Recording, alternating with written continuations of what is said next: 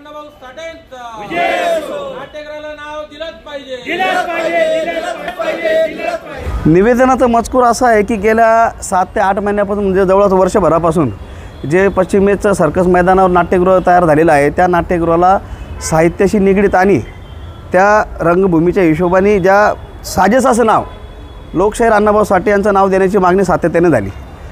जातबांधवांनी केली, जवळपास 60-70 संघटनेने केली, सामाजिक सर्व स्तरातील सर्व जातीपाती मातीच्या लोकांनी या अण्णाभाऊ साठेचं नाव द्यायची मागणी केली। वर्षभर झालेलं आहे। प्रशासक आणि इतर लोक फक्त टाळाटाळ करत आहेत। आज करू उद्या करू एक साधा ठराव पास करून नामांतराचा विषय संपवायचा होता, पण आता त्याच्यामध्ये गलिच्छ राजकारणाची दुर्गंधी येऊ लागलेली आहे।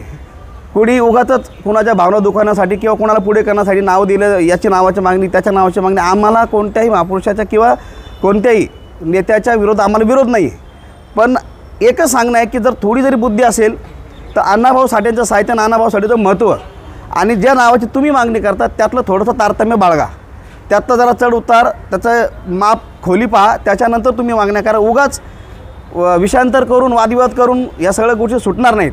त्यामुळं हे जे काही राजकारण चुकीच्या पद्धतीने चाललं होतं त्यामुळे संघटनेच्या वतीने लवजी शक्ती सेना तसेच आमच्या मराठा संघ अशा इतर सर्व संघटनेला एकत्र घेऊन आज आम्ही सीओना पत्र दिलेलं आहे।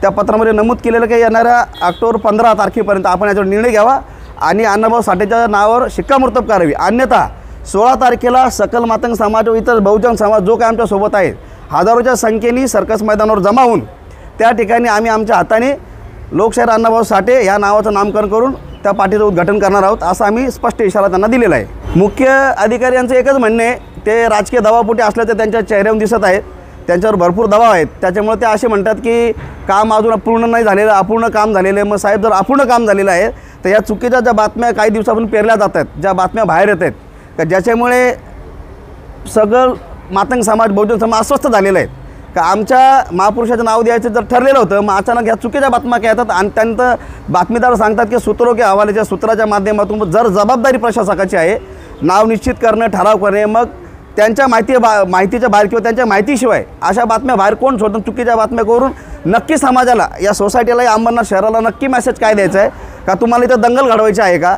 नावाच्या विरोधात तुम्हाला आपसात भांडणं लावायची आहेत का? हा प्रश्न आम्ही प्रशासनाला विचारला, पण त्याच्यावर पण प्रशासक निरुत्तर होते। राजकीय दबाव म्हटलं तर या शहरावर जे काही राजकारण चाललेलं आहे, जेवढे पक्ष आहेत, जर त्याच्या ज्यांनी मागणी केलेली आहे का ज्या पद्धतीने मागणी केलीत त्याच्यामुळे ते दिसतंय तर राजकीय दबाव आहे त्यांच्यावर। जर ते सरळ सांगतात की काम अपूर्ण आहे, त्यांना म्हटलं काम अपूर्ण तर वेळेत का पूर्ण का होत नाही, तर त्यांचं म्हणणं की कॉन्ट्रॅक्टर आमचा अंकुश नाही, कॉन्ट्रॅक्टर काम पूर्ण करेल तुम्हाला कळवू, म्हणजे याचा अर्थ तोच झाला ना कि तुमच्यावर तुमचा प्रशासक म्हणून कोणावर तुमचा कंट्रोल नहीं है। सटीक खबरें देखने के लिए हमारे YouTube चैनल को सब्सक्राइब करें, लाइक करें और शेयर करना ना भूलें।